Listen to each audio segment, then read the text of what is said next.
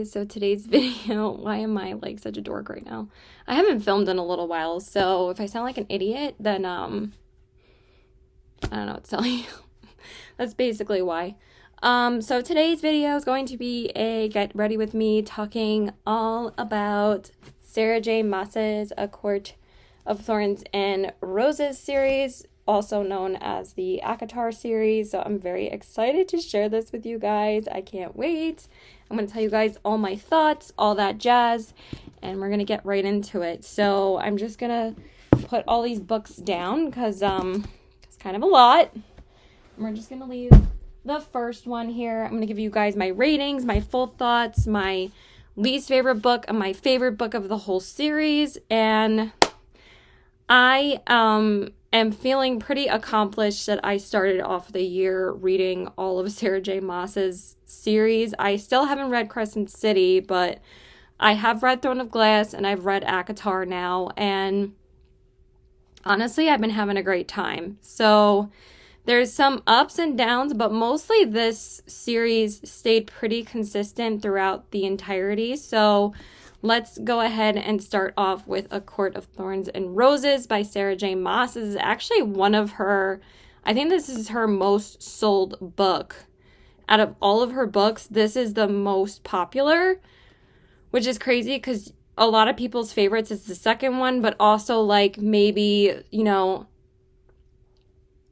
after people bought this one and read it, they just didn't feel like continuing with the series. But we're going to talk all about the first book.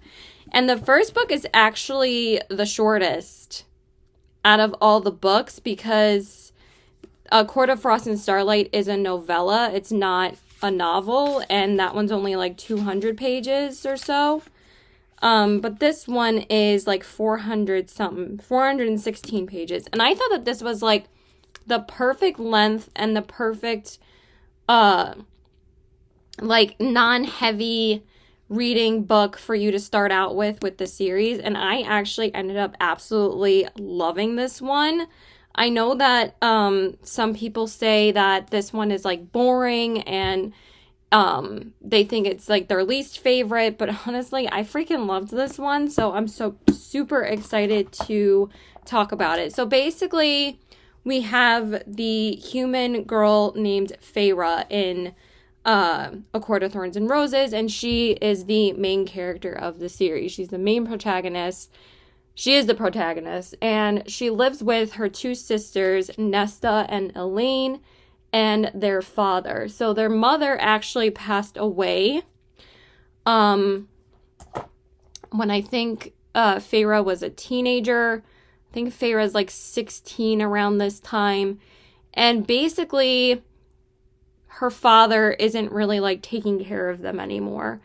And Nesta and Elaine kind of act like, especially Nesta, she kind of acts like she's entitled to, you know, everyone else taking care of her. And even though Nesta is the oldest daughter and the oldest sister, she doesn't think it's her responsibility to take care of everyone and like feed them because her father basically like isn't making any money anymore. Because before this, they were actually super rich, and her father was like a well-known merchant that was making like a ton of money from trading goods and stuff like that. And then he had some financial troubles, and these, you know, goons end up coming to his house and like breaking his leg because he hadn't paid his debts yet.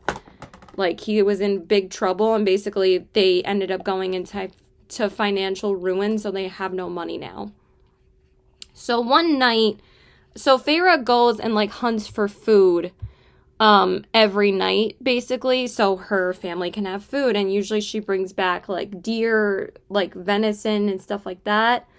But one night she goes into the woods and is confronted by this beast ends up being named Tamlin, but he's in his beast form right now. I forget what kind of beast he is. Wait, no, not Tamlin, never mind. It's another fairy, I forget his name. But she ends up killing him, even though she was thinking that he was just an animal for her family to eat. But they don't end up eating him, but she also is unaware that the beast is actually a fae. And this causes like all the series of events to happen, because human aren't supposed to kill fae. Like, it's against the rules. It's against, like, because humans and fae are pretty much at war with each other. They don't like each other. They don't have peace. And, like, the humans are jealous of the fae for being immortal, and the fae hate the humans because they're not immortal. So, they've basically been at war for this whole time. And, after Feyre ends up killing this, fae,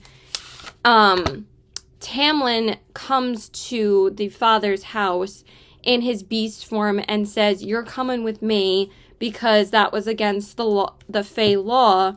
So he takes her to his spring court. And that's why all of these books are called A Court of blah, blah, blah, because they're all Fae courts. There's the spring court, there's the night court, there's the summer court, there's the autumn court. So basically they're all like courts of the 4 seasons, and Tamlin is the king of the spring court. So he brings her to the spring court and he says, "You're coming to live with me. You cannot go back to your human family or you will be pretty much killed or not safe anymore. You must stay with me." So she goes to stay with them and she's like, "How is my family going to be taken care of? Because I have been supporting my family this whole time." And he says, "Don't worry, your family will be well taken care of. They're not really going to remember much of what happens." But this comes into play later on. So basically for like the next 100 pages of this book, she basically is staying in the spring court. And it's basically just, she thinks that she needs to escape this place eventually. But there's like this one night where they have this holiday of a festival, for, I forget what it is, but that doesn't really matter. I think it's the summer solstice or something like that, or the spring equinox, because like they don't really have holidays. They have more so like celebrating of the, the winter frost and stuff like that. So this party that they have, Tamlin is basically like overtaken by like this magical being that he actually has to find a mate that night every year of this festival, and he basically doesn't become himself, and basically he beds a woman of his choosing because he's not even himself. And Feyre is told not to come to the celebration because Tamlin starts falling in love with Feyre. And the other main character in this book is Lucien, and Lucien is basically Tamlin's bestie, and he warns her to not come to this festival, but her curiosity, of course, makes her go. And she's confronted by this man that ends up being the most beautiful man she ever sees, and she doesn't know his name until like a third of the way into this book. So Tamlin was like, "Why did you go? Lucien told you to stay in the house," and I think he basically puts a spell on the house telling her that she can't leave. But the man that Feyre confronts at the festival actually ends up going to Tamlin's house later in the book and tells him, that Armanda is knows that you're keeping a human woman at your house, and she's basically gonna be like, "What the fuck?" Because Armanda is actually the ruler of another land. And fun fact, is actually Armanda's Tamlin's ex-girlfriend, basically. and she's still in love with Tamlin, and she's like pure evil, okay? Like, and the man that comes to Tamlin's house to be like, are you, harvesting a human woman? What are you doing? Like, why? Blah, blah, blah. And that ends up being the character Ryzan, which turns out to be the main character of the series besides Feyre. I think my mom just got home.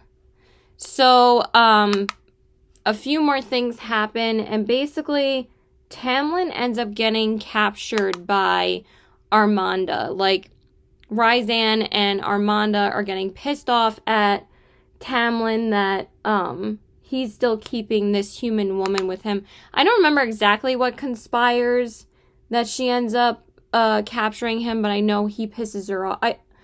Because she finds out that he is falling in love with this human woman and not with Armanda again. Like, basically, Armanda says, if you come and be my lover and stay with me, then all of this will end. But she's like, why the hell are you falling in love with a human woman? So he gets captured, and Feyre makes the decision, because she ends up being in love with Tamlin at this point, that she needs to go and save him. And honestly, she has a lot of balls in this part, because she's a human woman taking on a bunch of fae that have magic. So that was pretty ballsy of her. So she goes there, and Armanda asks her to strike a deal with her, basically where Feyre will have to perform these 3 different tasks in order to save Tamlin. And Armanda thinks that she has Feyre fooled, and she thinks that, Feyre pretty much has no chance of succeeding in these tasks and saving Tamlin. So these 3 tasks are really hard for her to complete, but, little do we know that Ryzan actually ends up helping her throughout these tasks, because he has his own agenda on why he wants to help Feyre, and we find out more in the second book as to why he's helping her. So, basically at the end of the first task, Feyre ends up being really hurt. Like, it's a little bit freaking graphic, the way that Sarah J. Maas explains her injury, but basically, her bone is, like, sticking out of her friggin' elbow. Like, it's really that bad, and she's imprisoned in a cell, and, Armanda won't have anybody heal her, because obviously the Fae could heal her human wounds. So Ryzan ends up coming to her, Ryzan, not Ryzan, but I always call him Ryzan. I always think of, like, rye bread when I say his name. I'm an idiot. But anyway, he comes and, helps her heal her wound. And he ends up striking a deal with her. He says, I will help you through these tasks, but also you are bound to me during this whole time, and you also have to come spend a week with me at the Night Court, because Ryzan is actually the High Lord of the Night Court. So that's why I mentioned the Night Court before. So she's like, why the hell do I have to spend, like, a week with you? What's in it for me? Blah, blah, blah. And he's like, well, first off, I am going to heal you. So he does. And then he helps her throughout the rest of the tasks. And basically, like, the second and third tasks are pretty dark.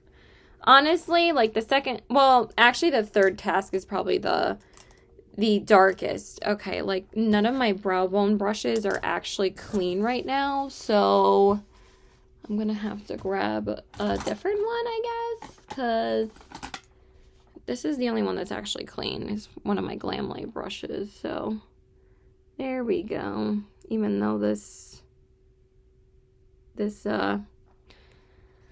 highlighting shadow was pretty dark. So anyway, so he helps her throughout these tasks, and the last task is actually really sad, and I really got upset during this one.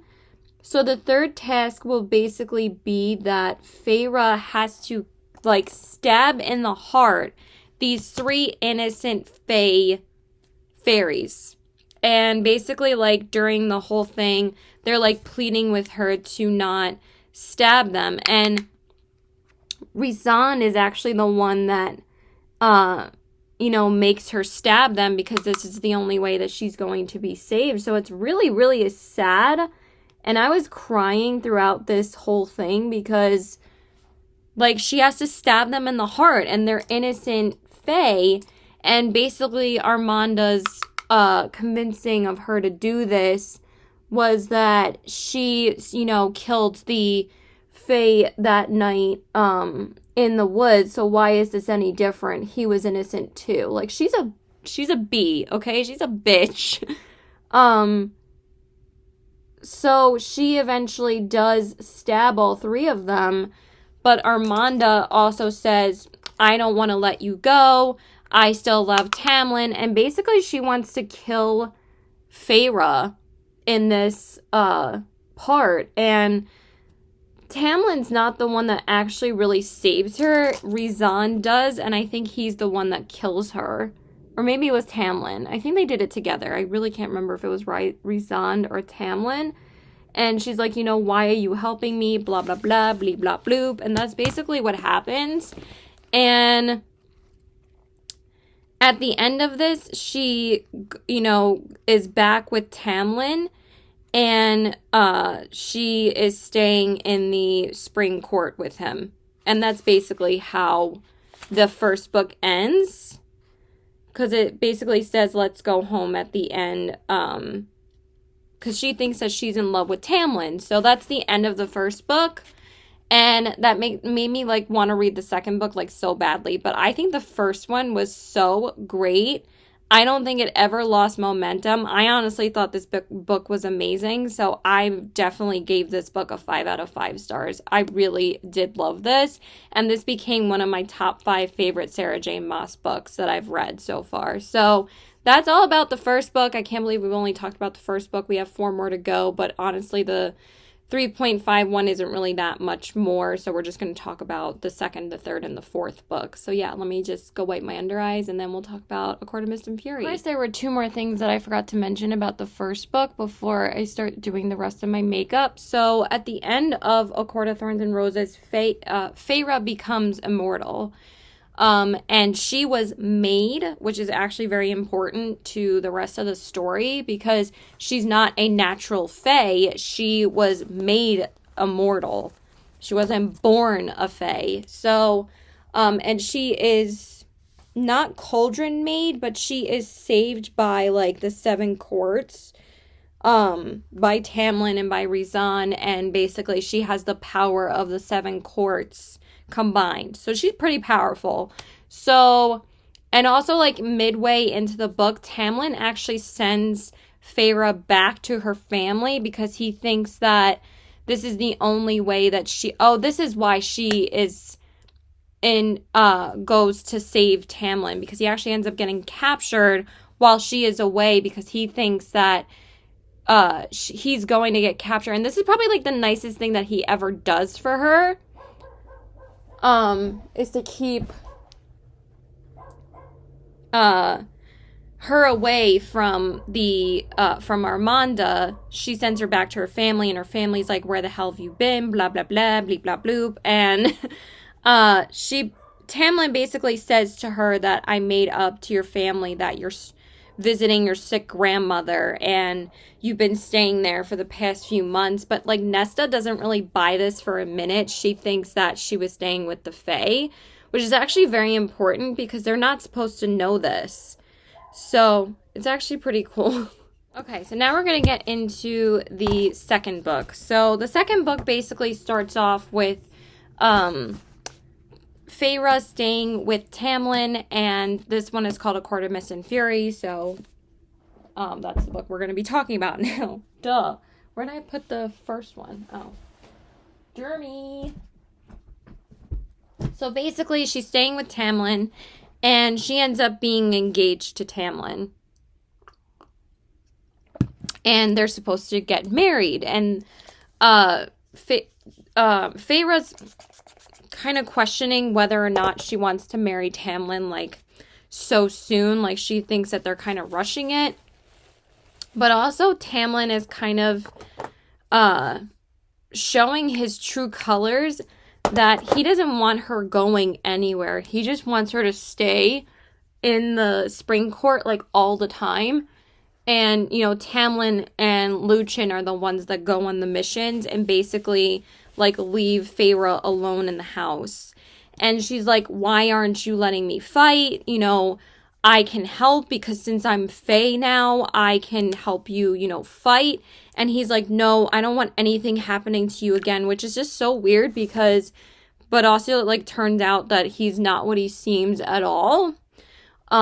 Is that, like, since she can fight for herself now because she's Fae, why is he preventing her from helping when before she was human? Yeah, it would make more sense if he was protecting her then, but also in the first book, she was very curious about what was going on and where Tamlin was going, and he would never tell her.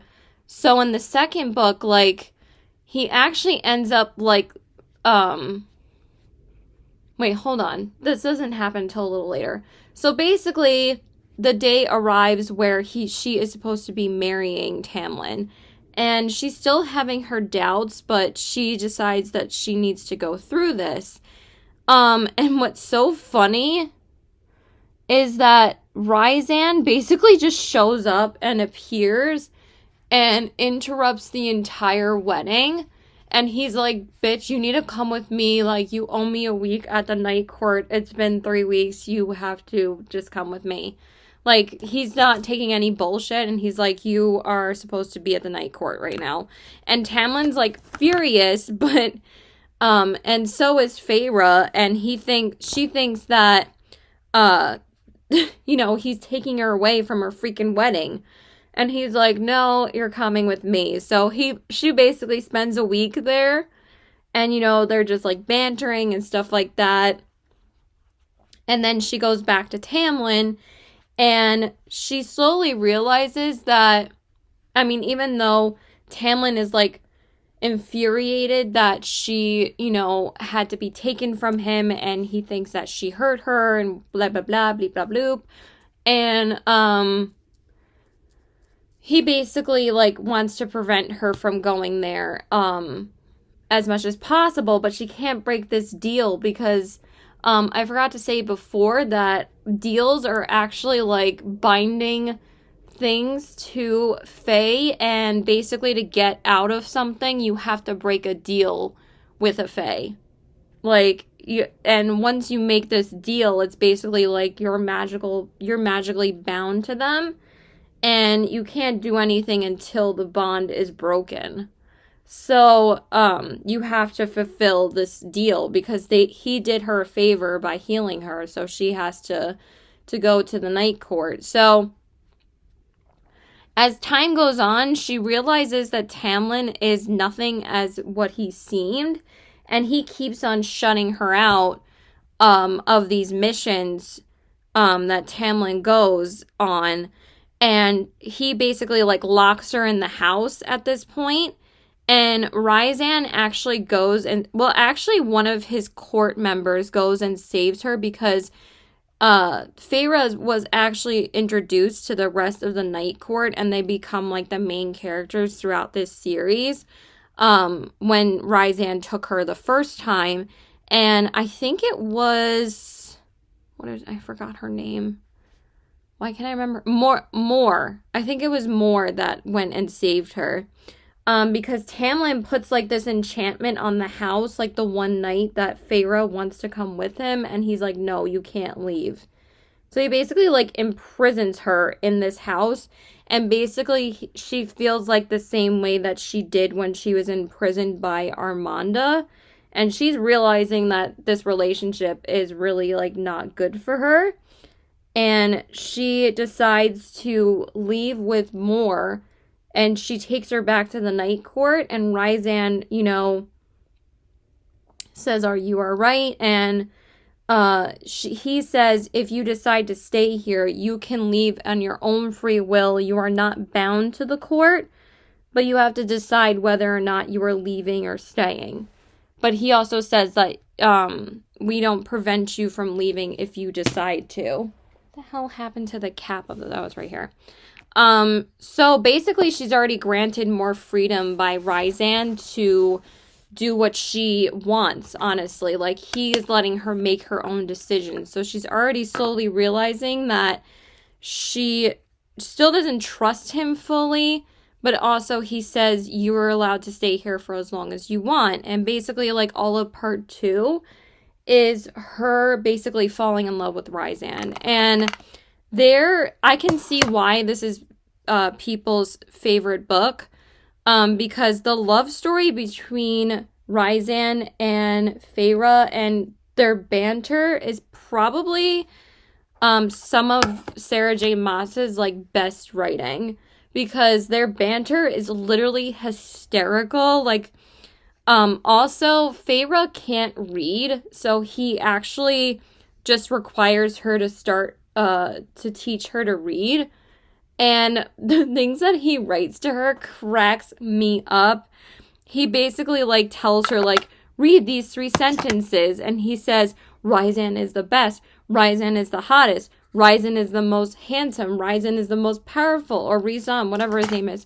And it's just so freaking funny. So they basically fall in love throughout the second part of the book.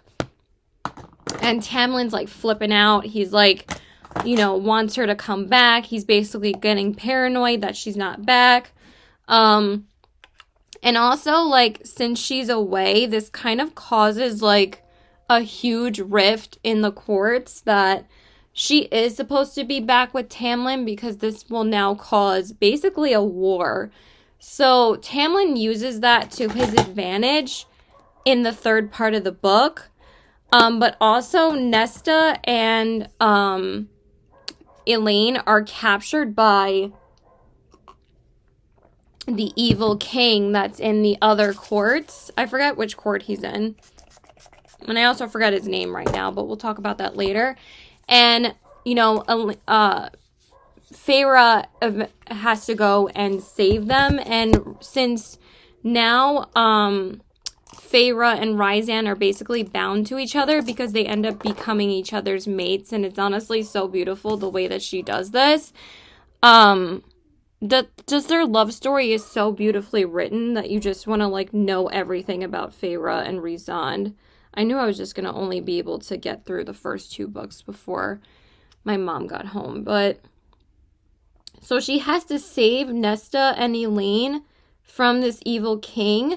And Tamlin ends up, like, saying that he's been working for this king and betrays, you know, Feyre, because Feyre ran to the night court. And he's like, bitch, like, why am I... But he actually ends up saving or helping them in some... Wait, no, that's the third book, actually. Never mind, not the second one. But Tamlin isn't, like, completely evil. And even though, like, some people go into this series and they're like, why do people hate Tamlin so much? And then you understand why. But basically, in the third part, Nesta and Elaine are captured by this evil king, and he says that he's going to turn them immortal and make them cauldron made. But he also thought that he was killing them, but they actually survived because they end up becoming immortal. And this part is really sad as well, because Nesta has constantly hated the Fae, and, you know, she honestly, like, kind of hates Feyre now for making them immortal, and is actually really sad as well. But that's basically what happens in the second book, and I thought the second book, again, was amazing, and I rate this a 5 out of 5 stars as well. Yes.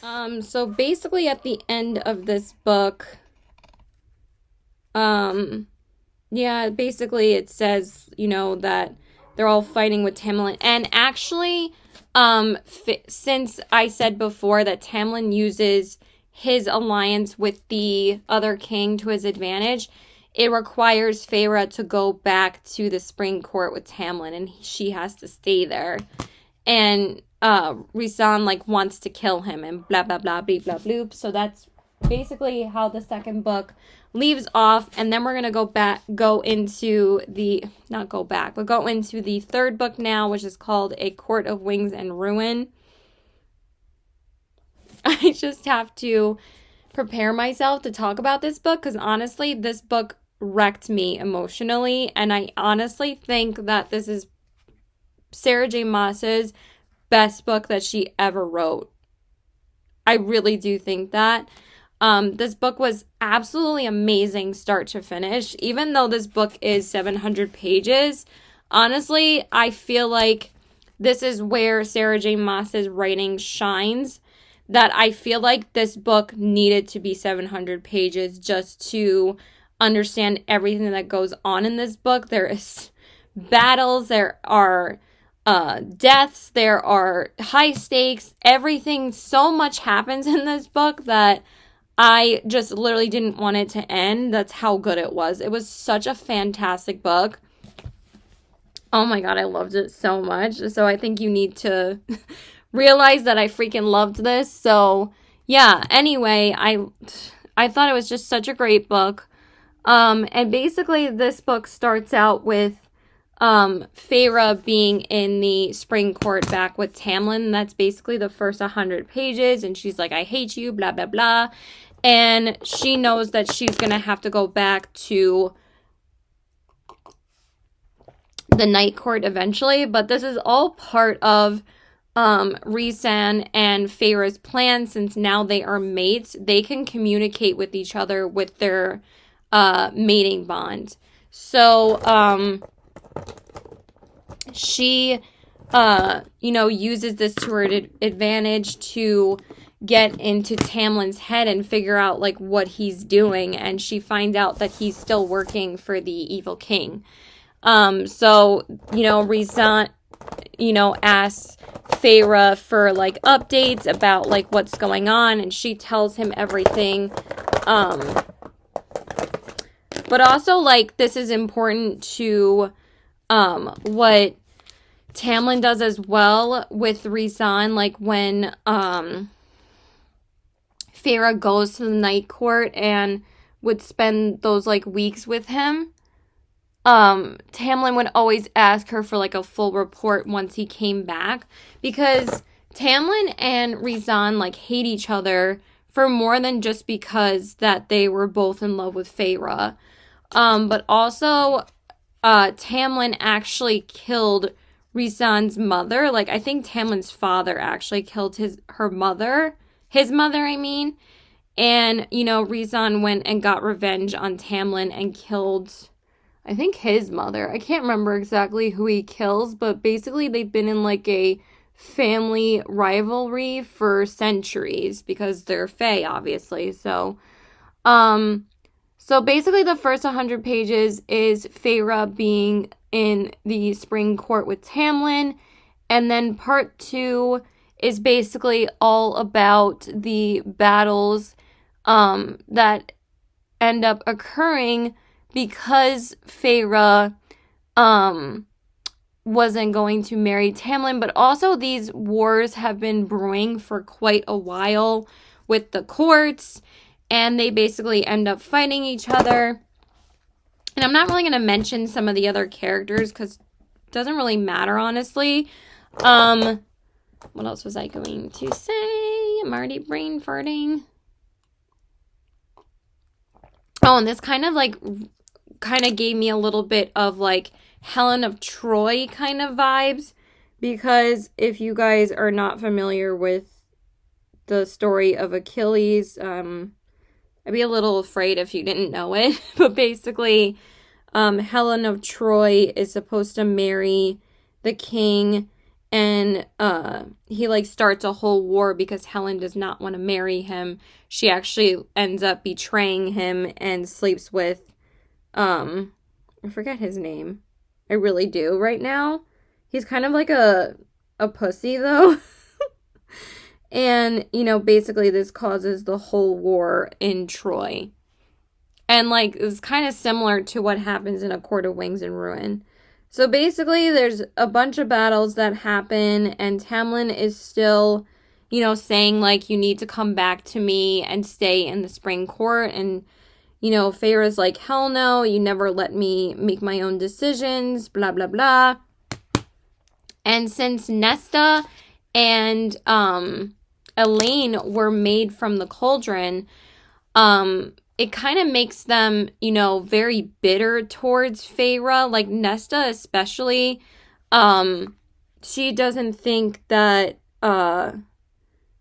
they honestly, like, deserve to be there. They don't want to be with the Fae. And basically, Feyre lets, like, Elaine and Nesta stay in this high tower of a house, and it's called the Courts of Wind. And basically, like, her and Nesta are allowed to stay there for as long as they want. And obviously, like, they don't really have anywhere else to go. And also, Elaine starts, like, seeing things, and she turns out to be a seer. And Nesta ends up turning out to be very powerful, but she's also, like, resenting Feyre for turning them into Fae. So, my boyfriend finally answered me.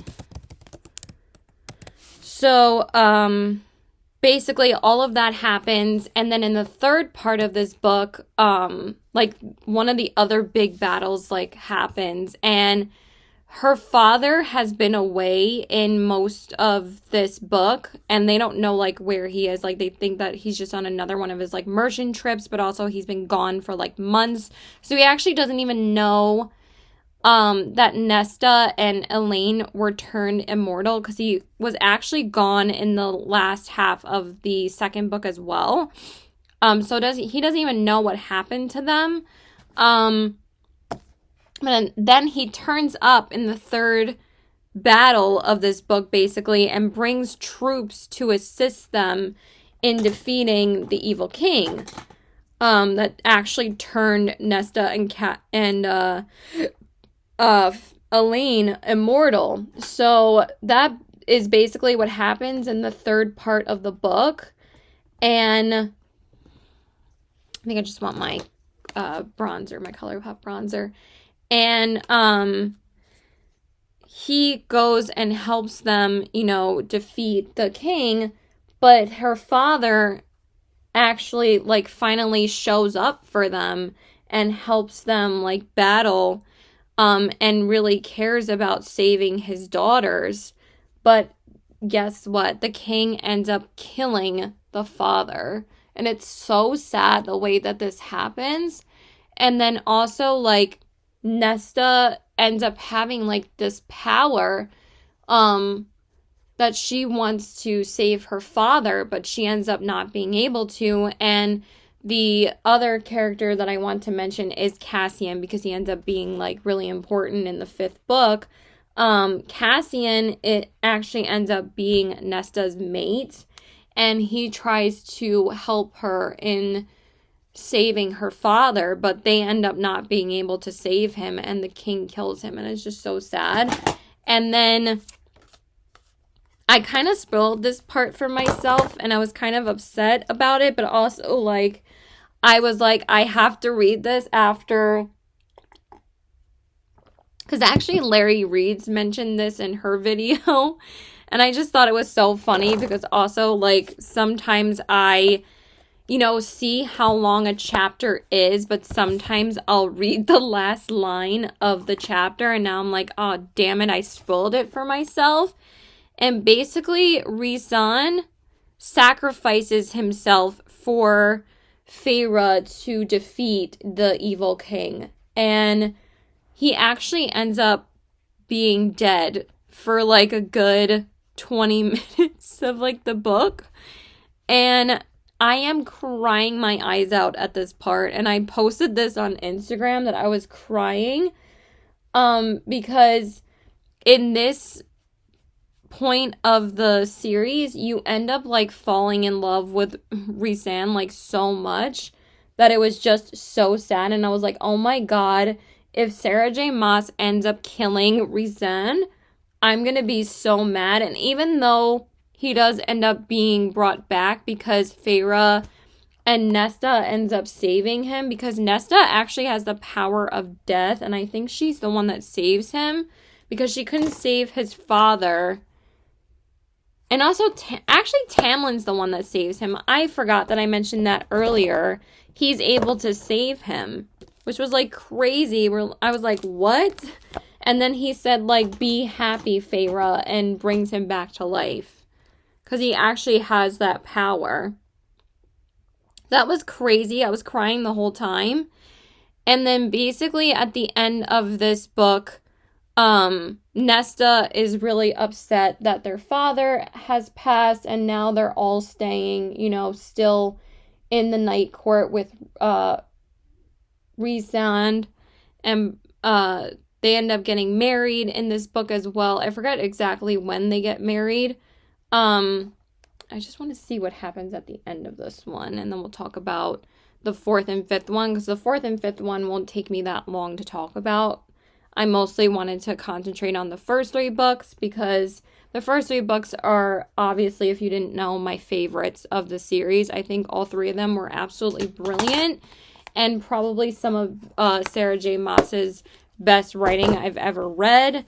So at the end of this one, basically they're saying, you know, that you were made and blah, blah, blah, and basically Feyre becomes the High Fae of the Night Court, like the High Lady. And what's so funny is that, hold on one second.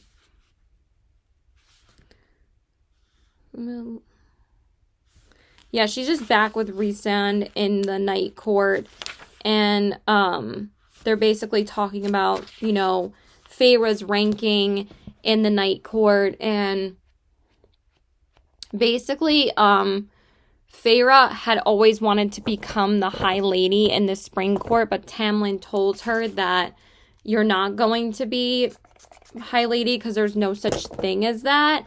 But Rhysand is like, you're the High Lady of the Night Court because you're with me and you're married to me and your word is law and rule. He's not going to silence her.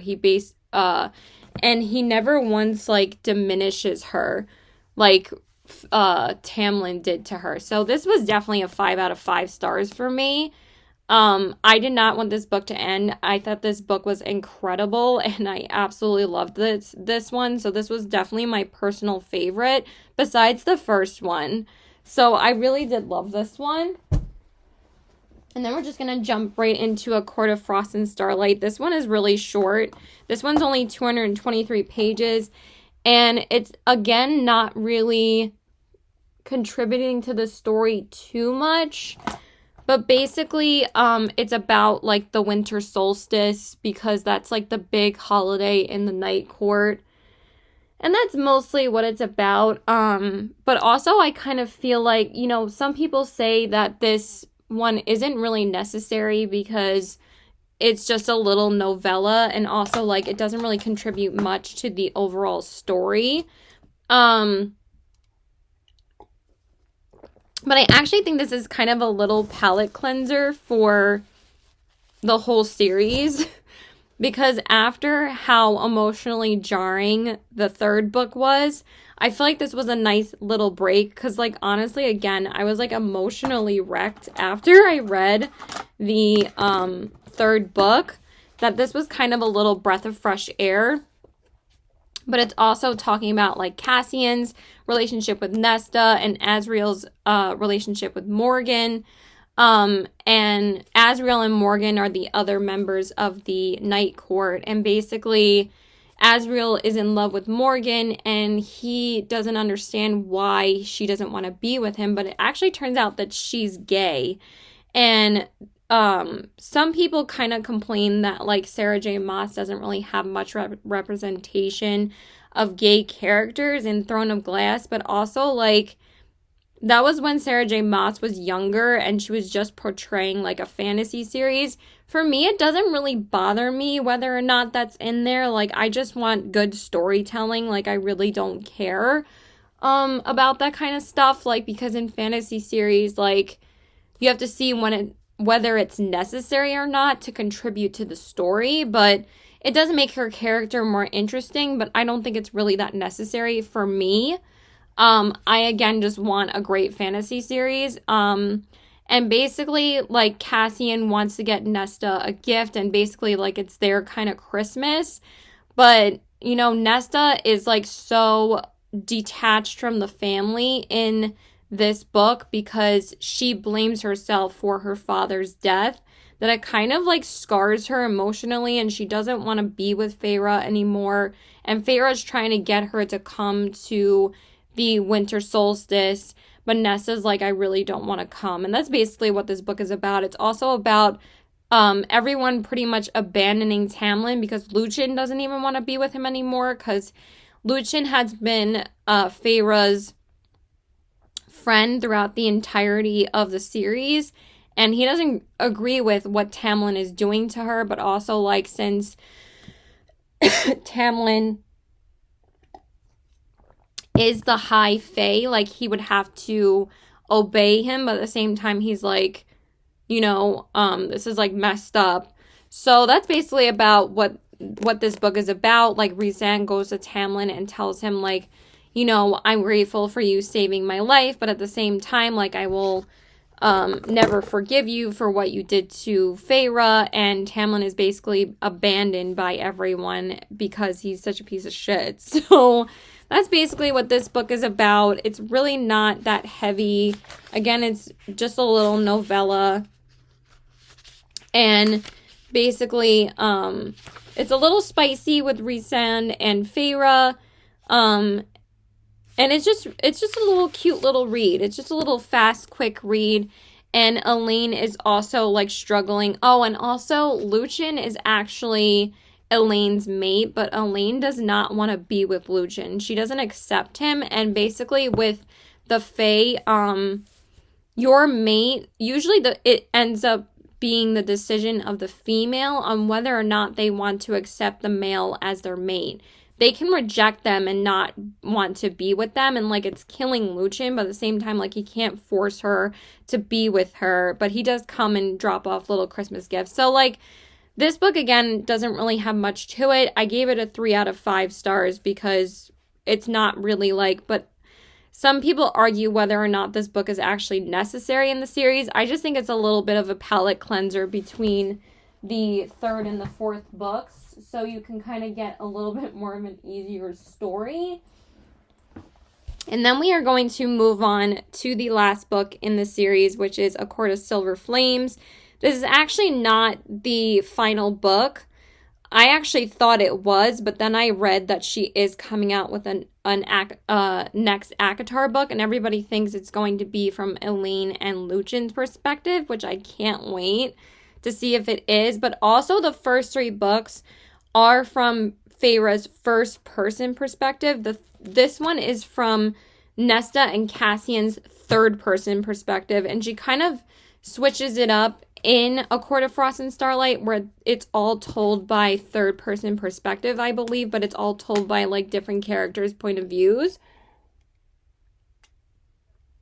which kind of kept me more interested in this book rather than Tower of Dawn. And since this book doesn't center solely on Feyre and Rhysand, she still talks about Feyre and Rhysand, and they are still main characters in this book. So that's why I feel like this book was better written. So basically, this one is Nesta and Cassian's story, and Feyre basically wants Nesta to come and stay with them in the night court, even though Nesta, like, doesn't want anything to do with them anymore. And she, like, detaches herself so much, but also, like, Nesta still blames herself for her father's death. Let me just put my lipstick on and then we'll finish talking about the 5th book. So basically, Feyre wants to bring her back to the night court and train train Nesta with Cassian's supposed to train Nesta to basically, like, fight in the wars and blah, blah, blah. And she tells her that you need to work in the library during the day and train in the morning with Cassian. Nesta's like, why are you doing this? Why are you making me train? I don't want to. Because like basically she sees like the horrors and the, honestly, it's a lot of PTSD that she kind of addresses with Nesta, that she does address a lot of mental issues in her books, and that's why her books are so beloved, I feel like.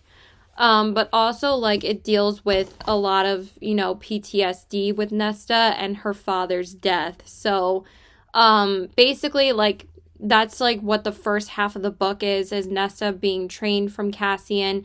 But also, like, Nesta does not want to accept that Cassian is her mate.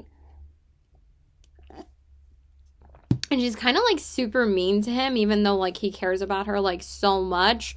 And all she wants to do is drink and, you know, have sex with, like, randos. Like, she doesn't want to be with Cassian. But also, like, Nesta can't escape this House of Wind because it's actually, since it's so high up on a mountain, the only way that she can leave is if she decides to descend 10,000 steps.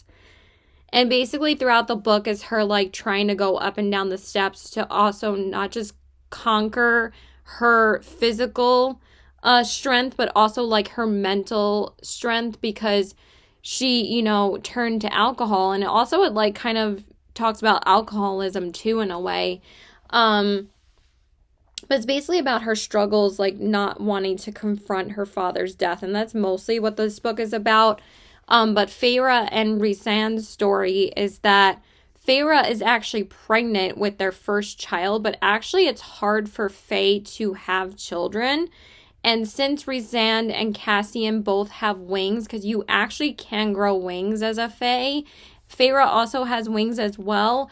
Her baby also is growing wings in her womb, and that actually is very fatal to the mother and the newborn, because the baby can't pass through the mother with wings. So they're trying to find a way to save Feyre and save the baby.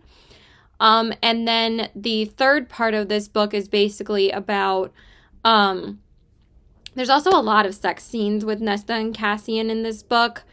And that was kind of my only complaint about this book, is that I feel like a lot of the sex scenes in this book were kind of like just drawn out and a little bit cringe, that I just felt like I wasn't in love with this book as much as I was with the first three books. I do really love Nesta and Cassian's characters. I especially love Cassian. I love Lucien. I love Azriel. I love Morrigan.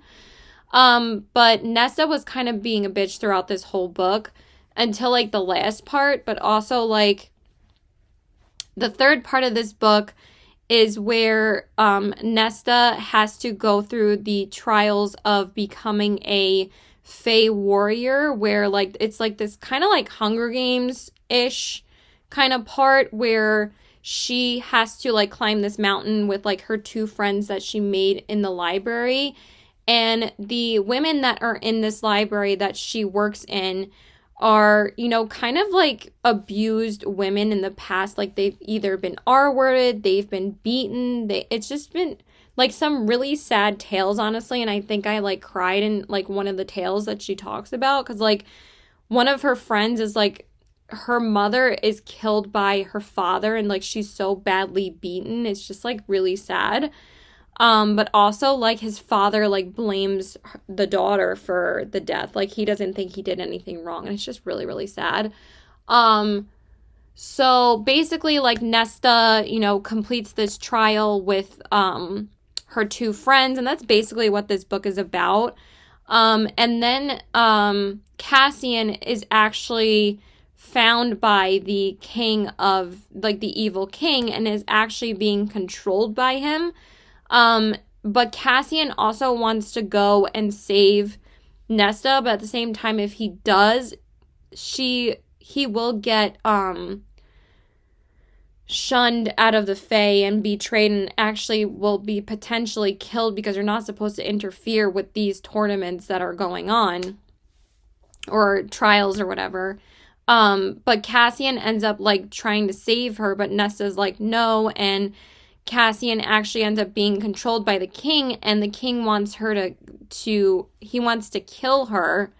But actually they end up tricking the king, and Cassian pretends to stab himself because he doesn't want to harm Nesta and he never would kill her.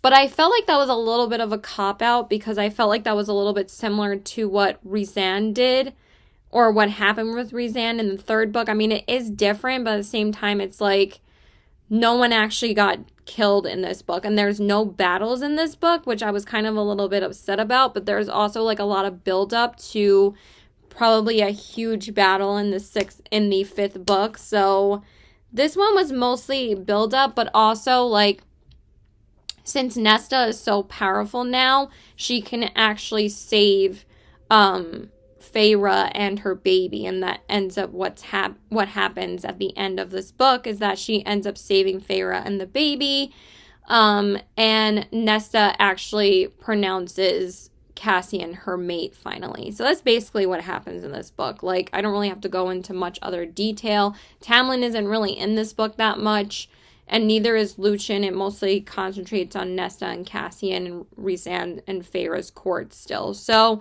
for this book, I gave it a 4 out of 5 stars. I didn't really enjoy this one as much as the first 3. I still really liked it, but I really didn't feel the same momentum throughout this book that I did with the first 3. I still enjoyed this book, definitely more so than Tower of Dawn, because it does still have Rhysand and Feyre's stories in here. Like, it's not just like where the main protagonist is not even in the book, like Tower of Dawn. So that's why I thought Tower of Dawn was just so boring. So I think I would potentially give this possibly a 3.75 out of 5, but teetering on 4 stars. But I guess it's a solid 4 stars. I still really enjoyed it, but it was just a lot of sex scenes, and I felt like at some parts it was kind of filler almost. I'm like, okay, like, we know that they love each other, and Nesta ends up like just saying to Cassian like she just wants to have sex with him. Like, she doesn't want to be in love with him. Like, she just thinks that they're just having sex. But then she ends up admitting to him finally that he's her mate. But she's like kind of mean to him like the whole time. Like, I didn't really like that, to be honest. So now I'm going to tell you my favorites and my least favorites. But honestly, I really did enjoy this series as a whole. So let me tell you, I don't know why I did it like this. Let me flip them over. So obviously my least favorite is A Court of Frost and Starlight. I mean, again, this book wasn't even bad. It's just because, like, this isn't really, like, a novel in the series. It's just, like, a little, little stories about all of the main characters. And it was still really cute. Like I said, it was really enjoyable. So, like I said, I rated this a 3 out of 5. Realistically, this is, like, a 3.5 out of 5. Like, it still was cute. It was still, like, a good story. So, but, again, like, argumentatively, people say, is it really necessary? Oh, and also, I said this about Tower of Dawn, but I felt like it could have been this length. Like, Tower of Dawn could have been like 300 pages, and it could have just been like a little side story. Not that this is a side story, because it still concentrates on all the main characters, but like, Tower of Dawn was just so unnecessarily long that it could have been like this length, honestly. So, okay, the number 4 is A Court of Silver Flames. I just didn't really love this one as much as the first 3. I thought the first 3 were just like some of her best writing that she's ever done. I still enjoyed it, but like I said, I'm giving this one a 3.75/4 stars. But I guess a solid 4 stars. It was still a very good book, but I didn't love it as much as I loved the first 3. Not that because it takes place or concentrates on Nesta and Cassian, because they're definitely more interesting than Kale is in Throne of Glass. But again, like, I really don't dislike Kale as much as other people do. But I just love that it at least still has Feyre and Rhysand's story in them. Like, that's what she should have done with Tower of Dawn as well. So that's why Tower of Dawn just feels like a completely different book in the Throne of Glass series. And then number 3 for me, I know you guys are a little bit shocked that this one isn't higher. I still absolutely loved this book. It's fantastic. I absolutely love Rizan. He's like my favorite fantasy character, I think, pretty much ever.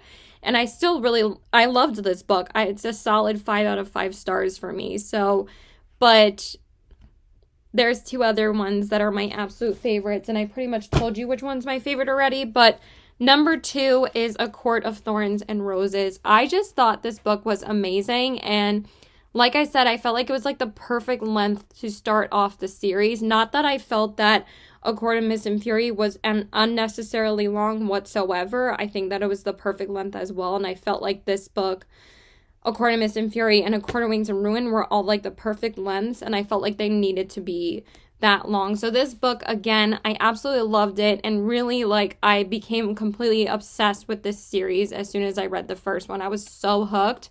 So this one is definitely a 5 out of 5 stars for me. I know most people are like usually 4 stars or they change it, but for me, it's 5 out of 5. I absolutely loved this one.